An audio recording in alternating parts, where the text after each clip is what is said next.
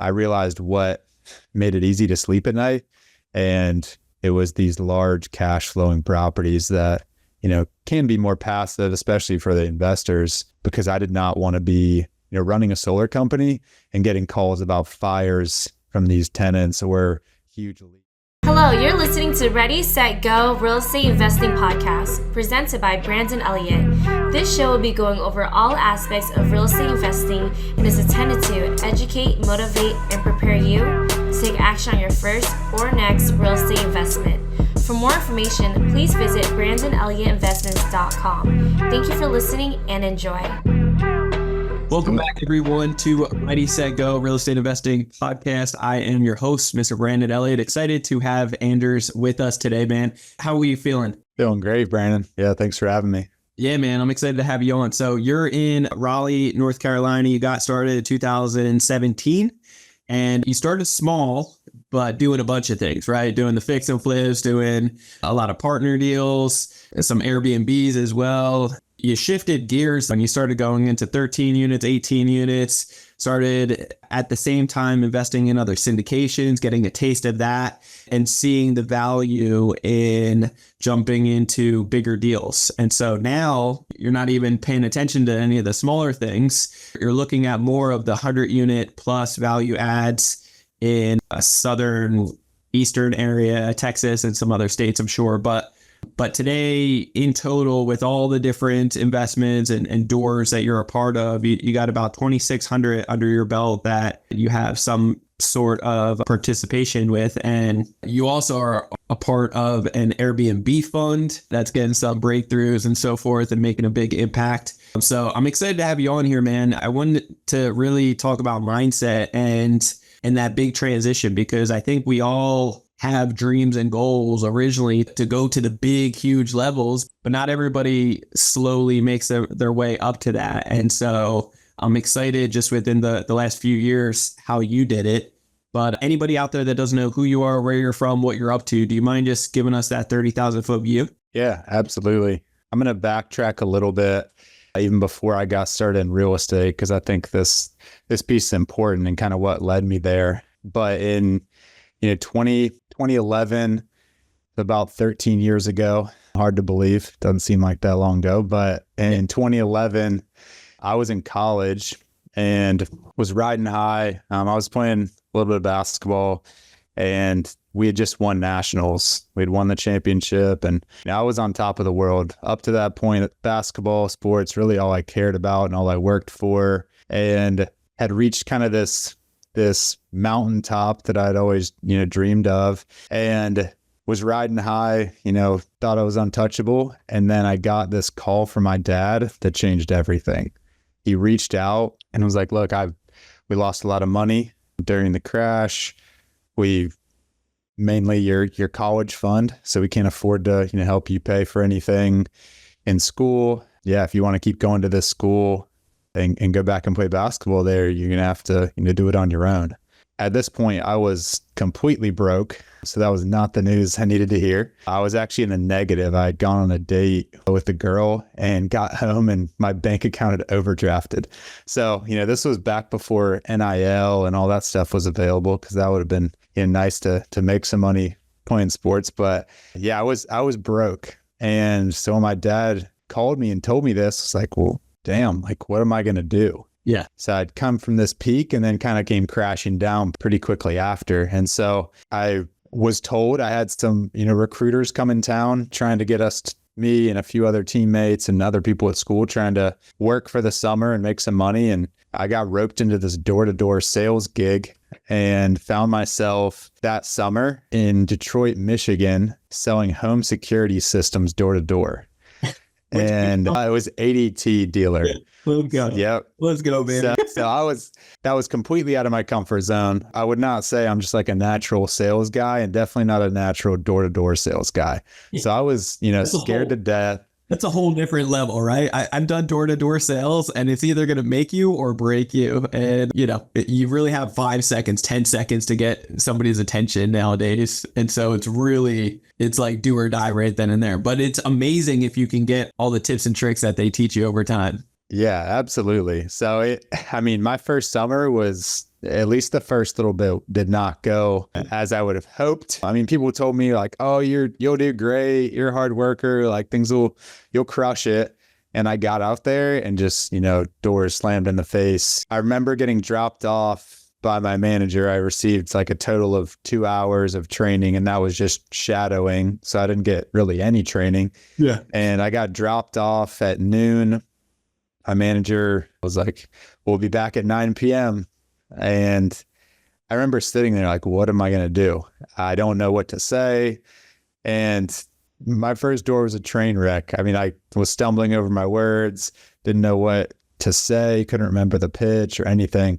So I remember sitting down on the sidewalk and just kind of my head was reeling, trying to figure out, like, did I make a mistake coming out here? Should I just go home?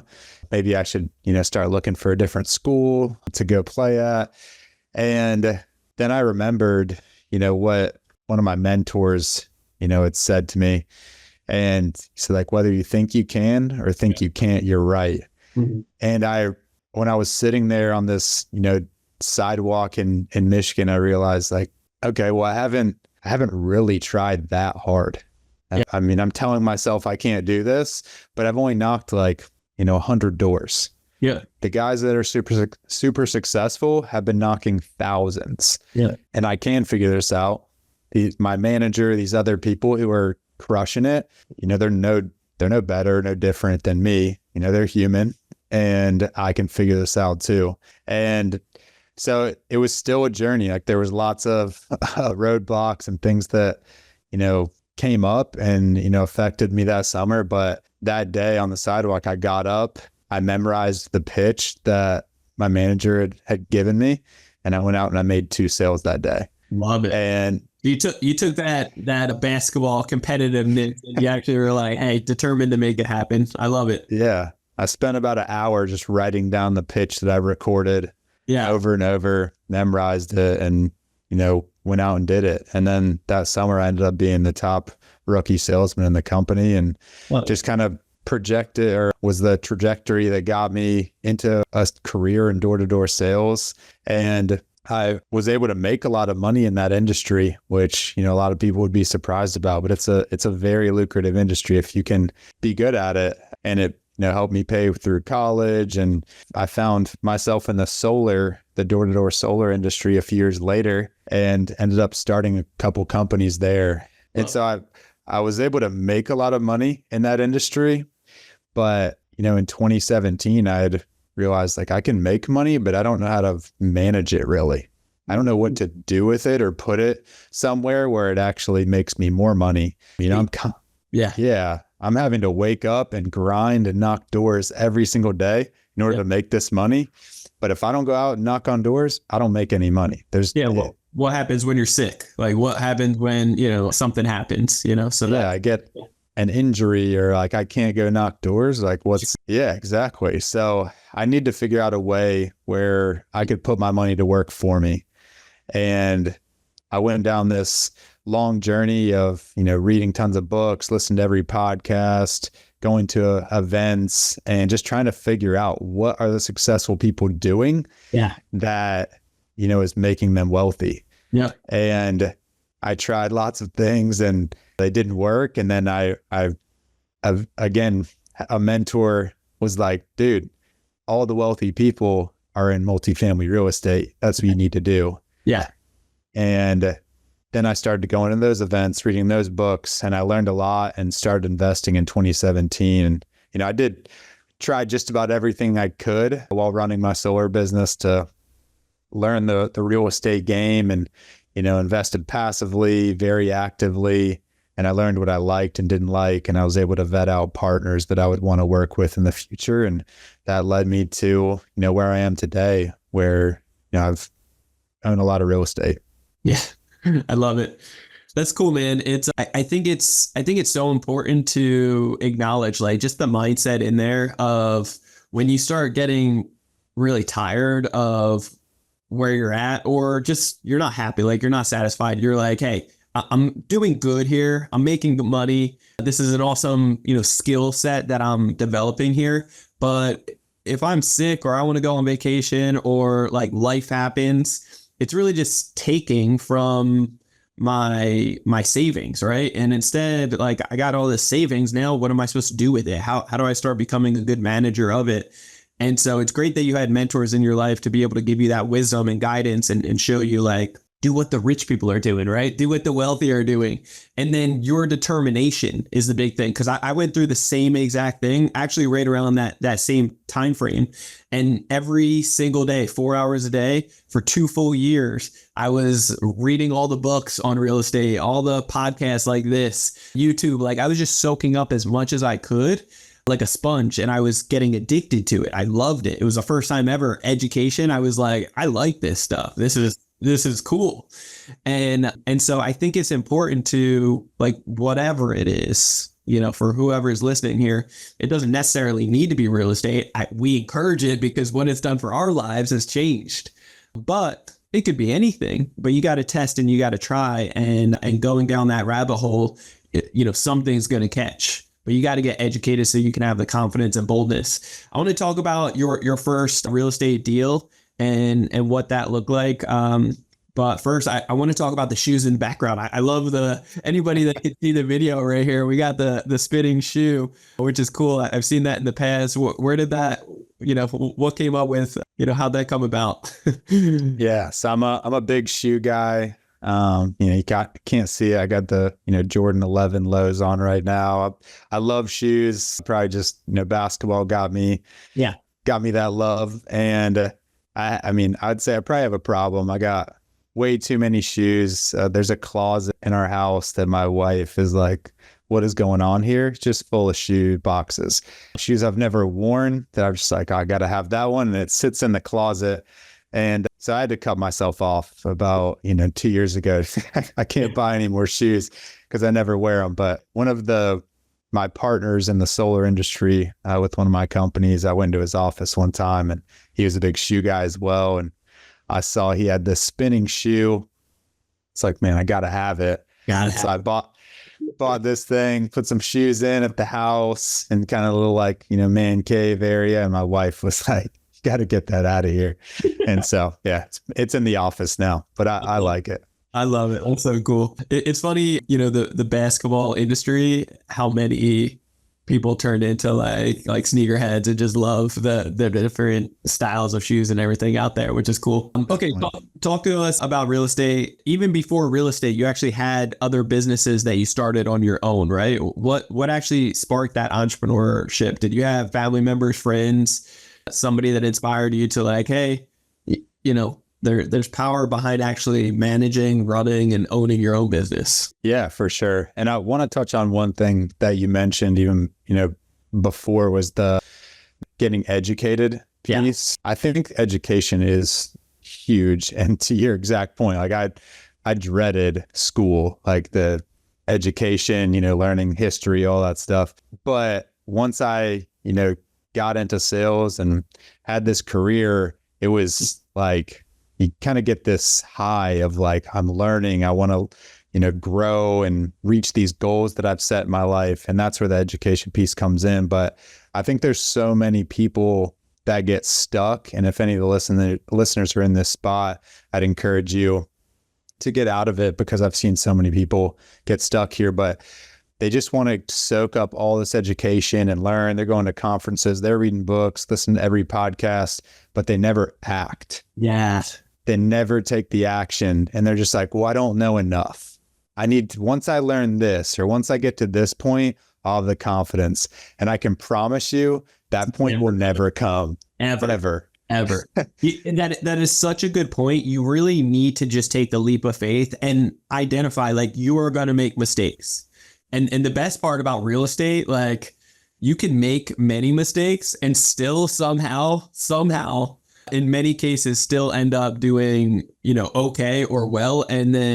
But you need to have that hands-on approach so that you can make the mistakes and be able to get back on your feet, Yeah. And not make it again. For sure. But to your point about, starting the businesses. So I had always been a top performer in the companies that I'd been in. And in the solar industry, I was the number one salesman at my company. I was a top 10 company in the US. And I think we had this company retreat, and there was this moment where they were giving out awards, and they had this like record book, like Hall of Fame, and they were showing my numbers, and they were like, Anders' personal production made up 37% of the company's business last year.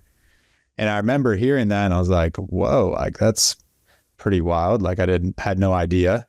But then after, like, my mind just started reeling, and a couple other guys that I worked with were like, and if you did that much, like, why don't you just do this on your own? Like, why don't you start your own company? Like, you could just do it by yourself and, do extremely well.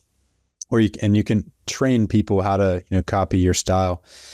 And so that was where like that bug got planted. Yeah. And then because I had done well, I had a lot of companies reaching out, trying to recruit me to do certain things. And one group and a few guys that I liked reached out about starting our own company together. And so I partnered with a few guys, and we started our first solar company together. Cool. And then after a few years, I had learned a lot, and I had learned so much that and not to get into, the too deep into the details, but really got to the point where I felt like, I was doing a lot of work, and I felt like it was time for me to branch out and expand more than, what the other partners wanted. And so I left that group, that partnership, sold my shares, and started my own company. And we grew pretty quickly. So it was February of 2020. So great timing to start a new company. Yeah. But I actually took that. Yeah. I mean, everything kind of hit the fan, and no one wanted to talk to a door-to-door guy because they were worried about COVID. And so all these companies, all their reps were at home. They weren't working for a couple months. And, I could have said like, well, this was bad timing. Maybe I just shut it down. Maybe I could do something else. But I took that opportunity, and I thought like, what's everybody doing? They're sitting at home. Perfect. This is the easiest time to recruit ever. So I just started calling everybody who was at home and saying, hey, this is the opportunity. And I built a solid sales team. So by June, everything was kind of back moving, and, our company was already, exceeding the sales of my previous company by that month. So it was a lot of fun. And I just kind of got the bug from there, especially with that company, because I had partners the first time, but starting it on my own, I mean, in those first 3 months, it boosted my confidence and, my knowledge more than it did the prior 3 years working with partners, because, I was so hands-on, so in the weeds, that I learned every part of the business and was touching it all. Yeah. So it was amazing. That was anybody who was thinking or like on the edge there, like, should I start my own? Should I do this? Highly recommend. Like, even if it crashes and burns, you learn so much of what not to do the next time when you start your business. So I love how you actually like gradually moved your way into it. Like you're doing it, you're crushing it for somebody else. Eventually you branch out with a couple other guys, and you kind of divvy up, and you guys are all crushing, but divvying up the responsibilities. And then eventually you branch out on your own, doing it all yourself. Do you still have that company today, or did you sell that? What did you? I sold that company back in 2022 so that I could be more full-time in multifamily. So it's kind of the door-to-door space is amazing. I love it. Those are my people, but it's not something that I ever saw myself doing, into my mid to late 30s. It's a grind, it's exhausting. And it was just kind of a transition time where I was like, this is the period where I'm ready to transition out and focus on something I may be a little bit more passionate about, which is real estate. Yeah. How was the exit on that? Was it exciting, or was it just like, it was good to just get past you, or what?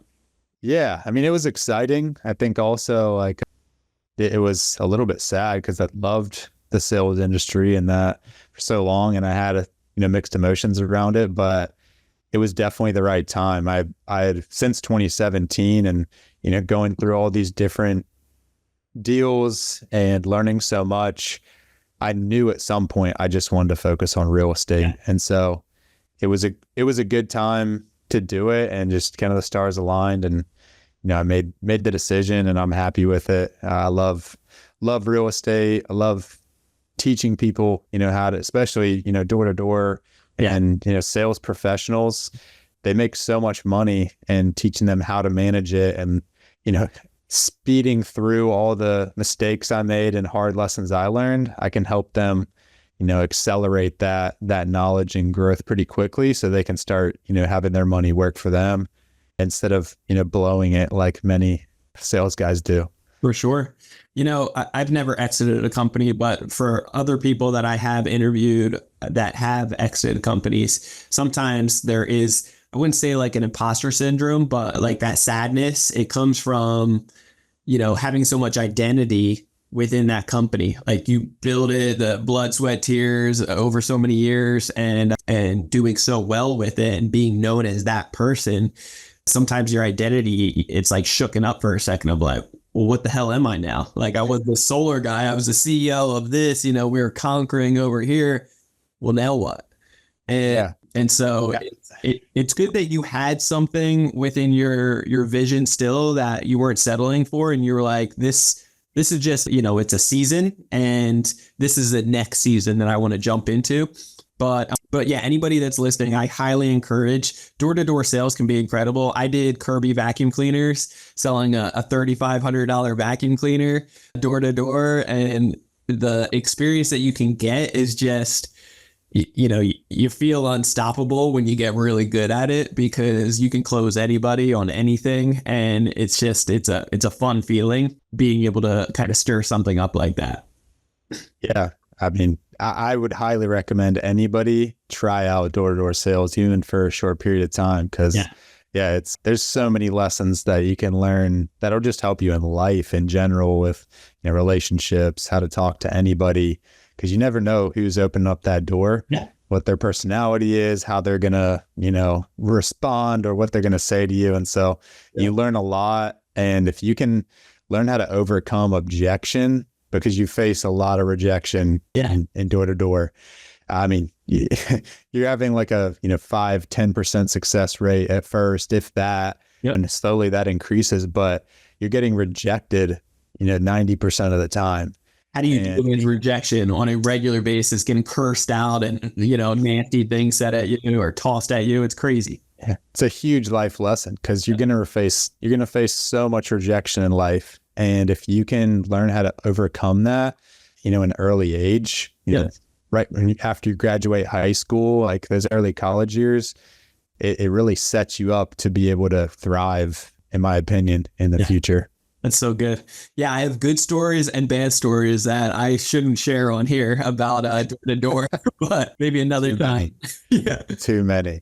All right. Well, talk to me about that first real estate deal. What year was that and what did that look like? And then I want to kind of see like the snowball effect afterwards. Yeah. So I invested, my first deal ever was actually a syndication. This was before anybody had heard of a syndication or what it was. I invested with a group that I felt confident in, that it'd be very safe. They had a good track record. And I invested, $100K with them, which for me, like sending that money over was scary. I did not feel confident at the time, to do it myself. And then I joined a mastermind group. I was around these other business owners who were thriving. And one of them was like, hey, I kind of specialize in flips and, 2 to 6 unit properties, rentals and flips.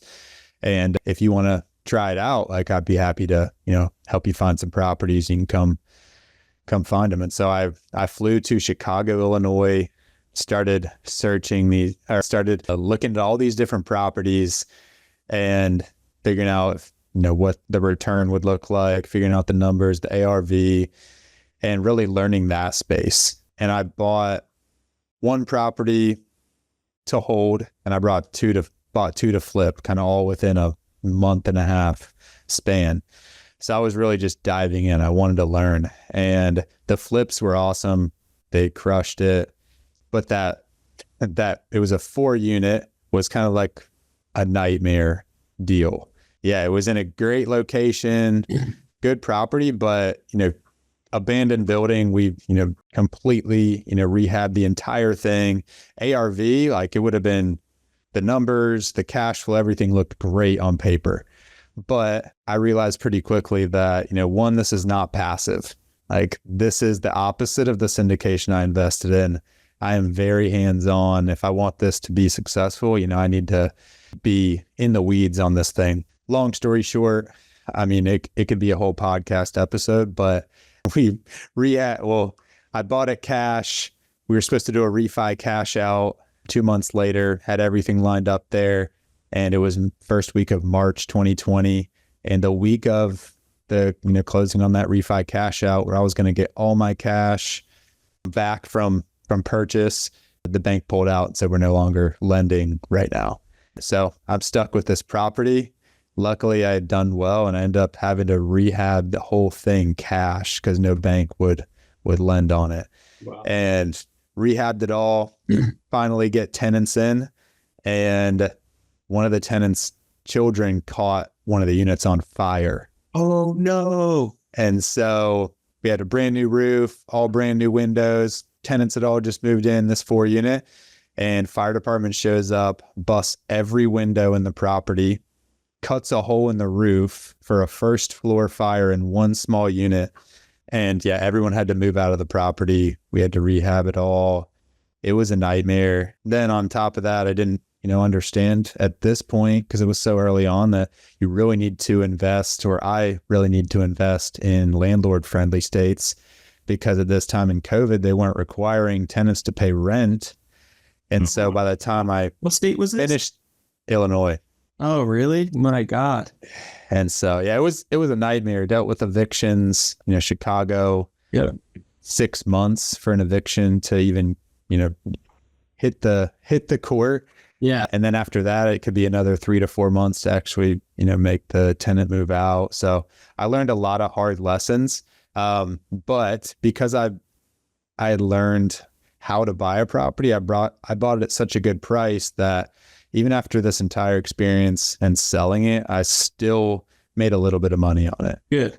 Still profited. So it was a very, very hard learning lesson, but it was one I needed to really thrive. What's so cool about that, though, is you still made a little bit of money. You made so much more in just the education.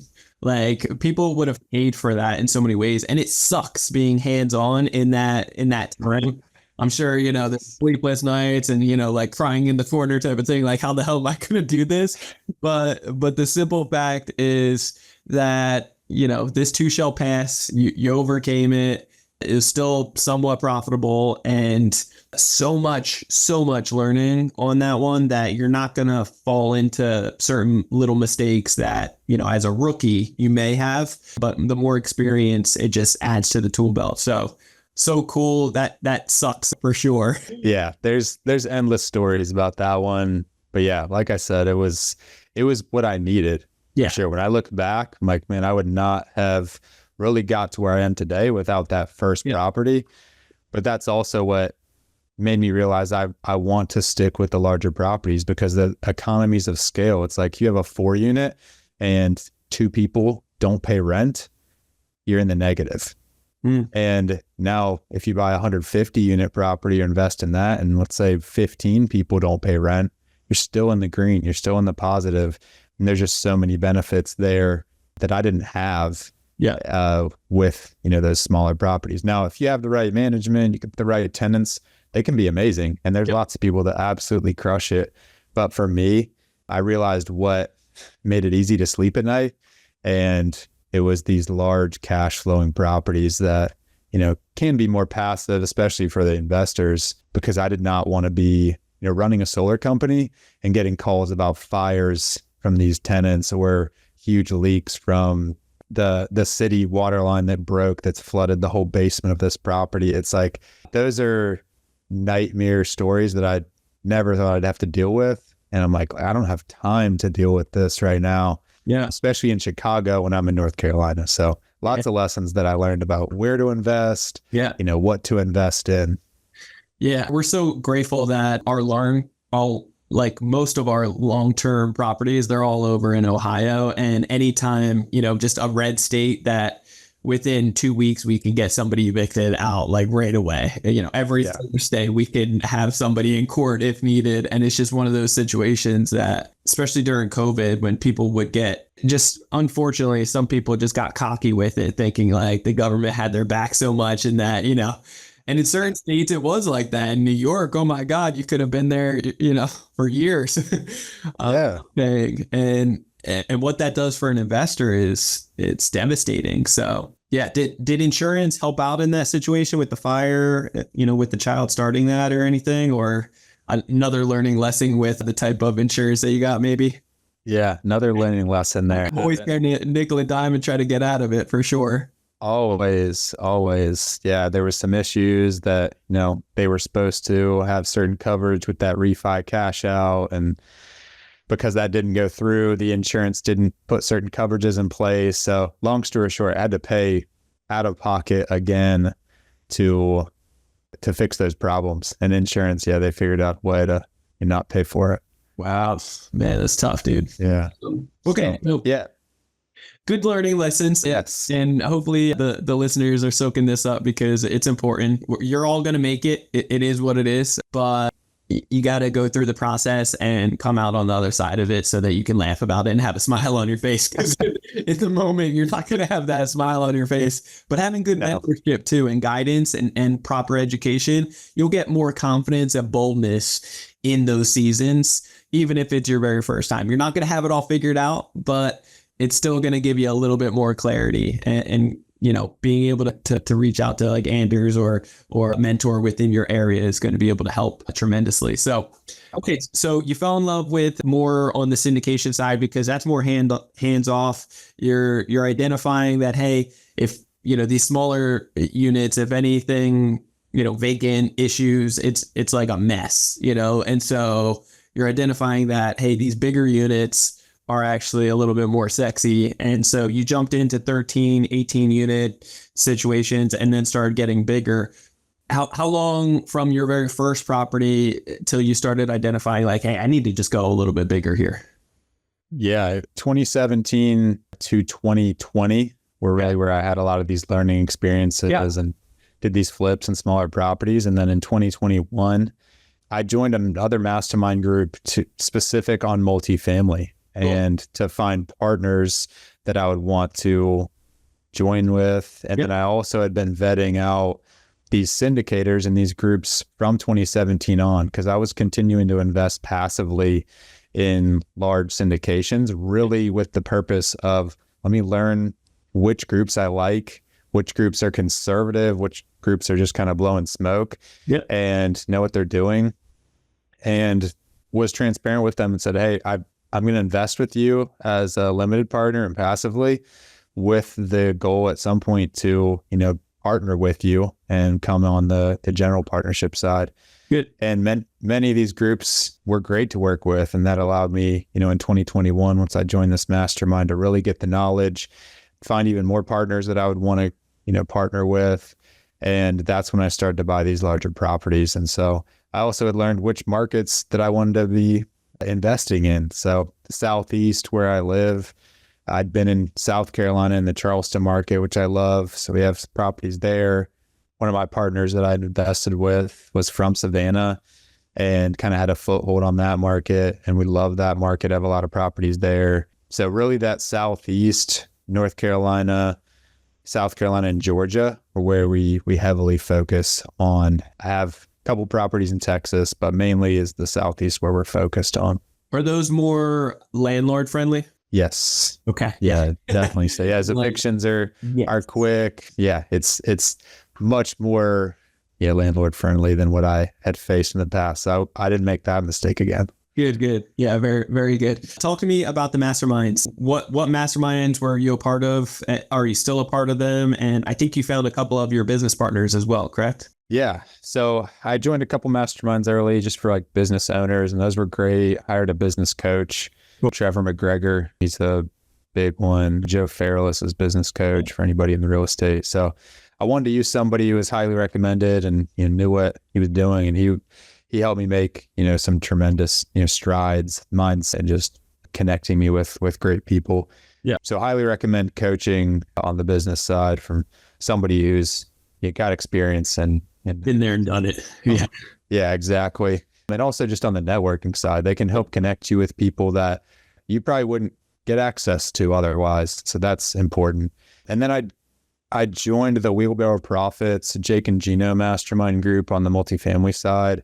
They're close to me. They're out of Tennessee and just really down to earth guys. So I loved being part of that group. And that's where I met so many great people who were doing deals, large deals in real estate. And joining that group was another kind of mindset shift that similar to the solar side and the door-to-door side, where I saw these people like, they're crushing it. Like, I could do that. I think multifamily real estate, specifically these large deals, when you hear somebody's got, 1,000 units, 2,500 units, whatever, my first thought initially was like, wow, they must just be like so smart. I don't know if I could ever do that. And then going and joining this mastermind and meeting these people who were doing it, it made me, this light bulb moment where I was like, wow, they're no different than me. They're not some like genius. They're great people, but I could do the same thing. And then also learning just how willing to share their knowledge and help anybody else who was just getting started, how willing they were to do that. Called them like, go givers is what they call them in the group. That part was exciting for me. And, a big revelation that like, not only are these people successful and they're just like me, but they're willing to help answer any questions or guide you along the way on your journey. And so that's one thing I've really tried to do since then. And any listeners who want to reach out and chat, I'm more than happy to help, because I had so many great people on my journey that did the same thing. I'm not selling them a course. They don't have to pay me $50,000 to coach them. Like, happy to hop on a call and tell them the value of, investing passively and, some of the learning experiences that I've learned. I actually run the multifamily meetup group in Raleigh. So if anybody's in the Raleigh area, you do free education every single month there. So always looking for ways to give back and help people on their journey, especially the early stages when they're, can be scary. Yeah. Yeah, no, 100%. We've been investing, Jen and I, my wife, for I think since like 2015. Right when we got together, we started diving into education and mentorship and just realizing that there's people that have already been there, done it, and that have gone through, the fires that we're about to walk into and can help us navigate through it with confidence and like a smirk on their face, laughing through it as we're panicking because it's our first time. They've done it a dozen times. And so it works out in our benefits if we can take the escalator, right? And not have to climb our way up these damn stairs while we're getting stuff tossed at us. And so it's always been a blessing to pay for that so we can expedite the process and help mitigate some of the risk. We're still going to be panicking. We're still going to be freaking out. We're still going to have learning curves and setbacks. It's part of the process. But we've been able to constantly get more confident with and boldness and not have like money over our heads controlling us like a puppet, I always say. Instead, we really control the money. And so demanding an ROI is something I always walk into whenever I do that transaction, because you got to pay attention, right? They always say that. And so, we invest $250,000 into ourselves each and every year now at this point, because we're always seeing that ROI and we demand it. But we've gotten some of our best friends, some of our, mentors that we never would have had those connections and those resources and the knowledge unless we were in those groups. And so I'm definitely a huge advocate of it. It's exciting to see where you're at now and like where you've come from and that mindset of constantly pushing, not settling for less. When it comes down to some of the smaller stuff and, the bigger deals that you're in now, even just some of the affordability on some of it, a lot of people start kind of getting a little bit more complex than it needs to be, right? Oh, so some of the smaller units that you were working on, you probably needed to do self-managing, right? Versus actually outsourcing until you realize like, hey, I need 100 units so that we can have internal, self-managing that crush it, right? So what did that process look like? Yeah, I think again, you just think of real estate and you hear on these podcasts and you read these books like, oh, it can be passive income. That's what I wanted. And again, I was running a solar company at this time. Yeah. So I'm like, yes, passive income sounds great. Let me take all the money I'm making here, put it in these real estate deals, and I'll just have passive income. And I learned so quickly that is far from passive. Not at all. And so I realized like, okay, how do I make this more passive or as passive as I can? And the management piece is huge. Like if you have the right management in place, that frees up your time, headaches, so much. And so, yes, the economies of scale, because finding good management groups, it's harder to find in my experience with those smaller properties. Yeah. We've, churned through a lot of different management companies to find the right ones. Some of our, 13, 18, under 50 units can be a little bit more difficult, but the larger properties, you're able to find the right groups. And then eventually, if you can bring them in-house, that's ideal because then you have control. No one cares about your property as much as you do. Yes. And so if you can, be in charge and set the ground rules with the management, that's the best place to be, in my opinion. Yeah. And I think a lot of groups are shifting that way.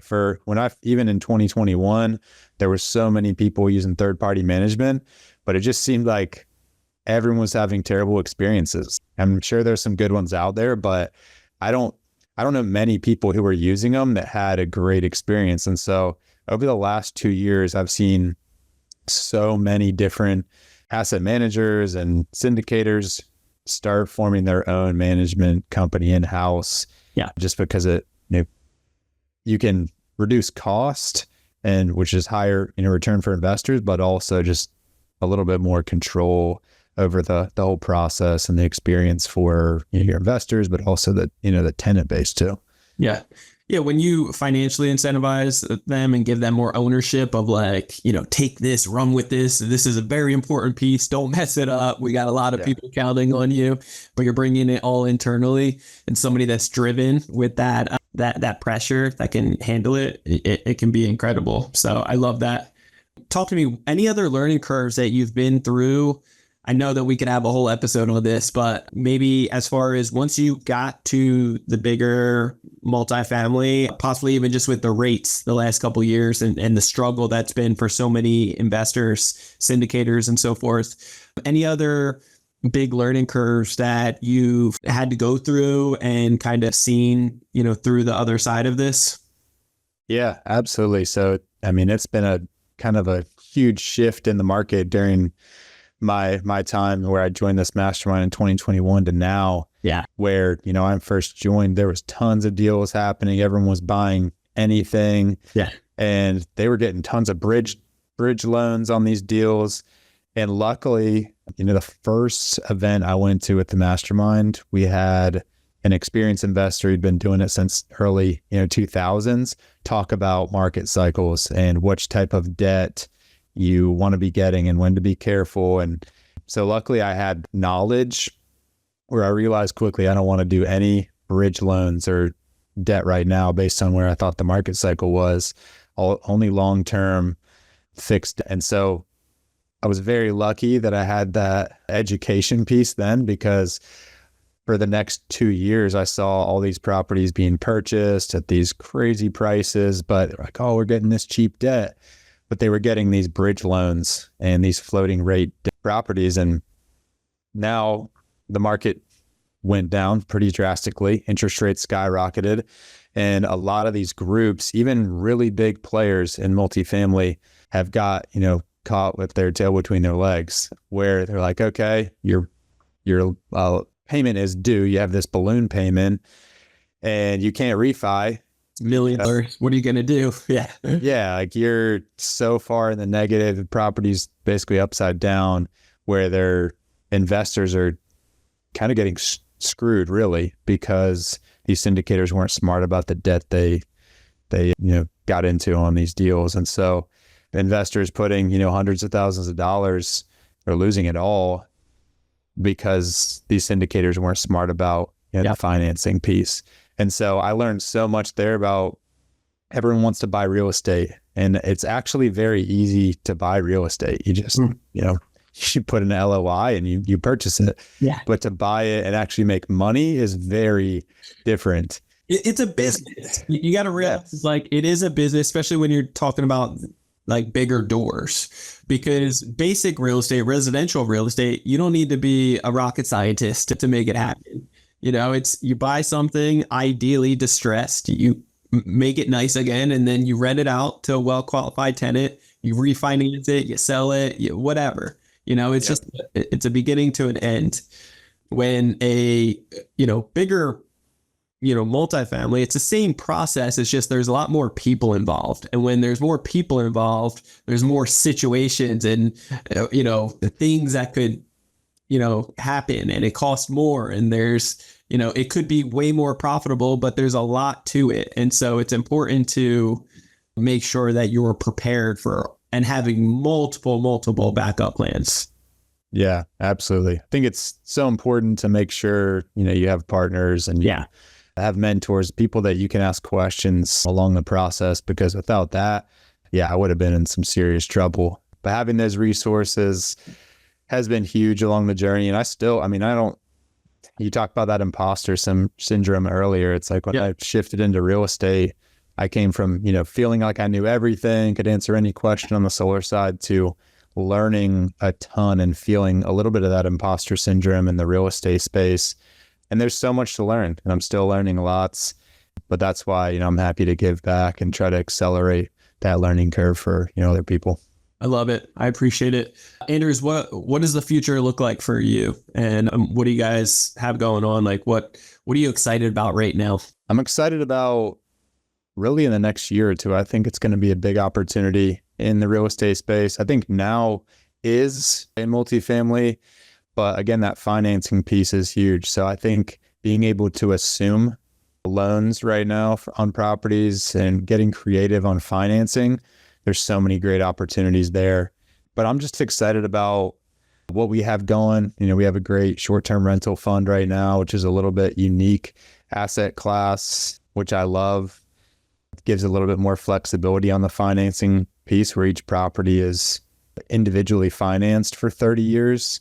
So gives tons of different flexibility and, exit strategies or long-term holds there, which I love. But I'm just excited about continuing to learn and grow and continuing to, provide great investment opportunities to, anybody, but specifically sales professionals who are door to door or, 1099, who, make a lot of money, but they don't necessarily know where to put it to help it grow and really build them long-term wealth. And real estate, I feel like, is the best investment opportunity, not only for passive income, but just for the tax benefits and, so many pieces there. Yes. Yeah. Thank God for the tax benefits. Yes. I love it. Cool, man. Well, hey, I appreciate you being on today. Could you let the listeners know how they could find you or connect with you in the future? Yeah, absolutely. Best way is just go to our website and submit a request, line up a call with me. Website's www.brightoncapital.io. Reach out that way. You can pop right on my calendar and we can chat some more. So please hit me up. Cool. Guys, I highly encourage reach out to Anders. He is a wealth of knowledge and he's a go-getter and a go-giver. So by all means, he can definitely help point you in the right direction if you have any questions, or in the North Carolina, Raleigh area. It would be great to go to one of his meetups. With that being said, if you want to get a hold of me, you can always do so on Instagram. It's Brandon Elliott Investments. Also, check out and follow our Instagram page, Credit Counsel Elite. If you're looking to get more capital, by the way, and I'm talking business credit, that doesn't show up underneath your personal, getting $2, $3, $4, or even $500,000 in new capital. I'm talking massive amounts of funding that you can get with interest rates as low as 0%. You do not want to sleep on this. The 0% can be anywhere from 6 months to 22 months. On average, it's 18 months. What you can do with that type of capital and get more of it per person every 6 months can be next level. Trust me, that's exactly what I did. I'm not anything special, but we've taught this to thousands of other people. There's hundreds of thousands of people doing it nationwide right now. And I'm blessed to say that we're making a huge impact being one of the leading providers nationwide. We have the bank relationship managers on standby that will walk you through the applications to get you these favorable terms and conditions with the high limits and everything else, and can help you liquidate it into cash after. So if you want to hear more about that, then just go to creditcounselelite.com. That's creditcounselelite.com. There's a quick 10-minute video that explains more. And then afterwards, feel free to book a free consultation with either me or someone on our team to be able to go over your situation, where you're looking to go, and give you the roadmap on how to get there. Plus, we'll give you a free list of banks you've never heard of that you can get up to $50,000 from each one. There's 10 of those on there. That's $500K you could get on your own just with that list alone. So check out that, book a call with our team, and we'll see you on the next one. If you haven't already, hit that subscribe button to Ready, Set, Go Real Estate Investing Podcast. What are you waiting for? Right now is the time. Do that right now. You'll get that newest notification every Monday. Leave that 5-star review. Greatly appreciate all the love, all the support lately. You guys are amazing. Keep it coming. And we'll catch you on the next episode, guys. Till next time, God bless. Anders, appreciate you, brother. That was a blast. Thank you. Appreciate it. Thanks, Brandon. See you, brother. This has been another episode of Ready Investing Podcast, brought to you by Brandon Elliott. For more information, please visit BrandonElliottInvestments.com. Also, please don't forget to like, share, and leave a comment below. Thanks again for joining. Until next time, God bless.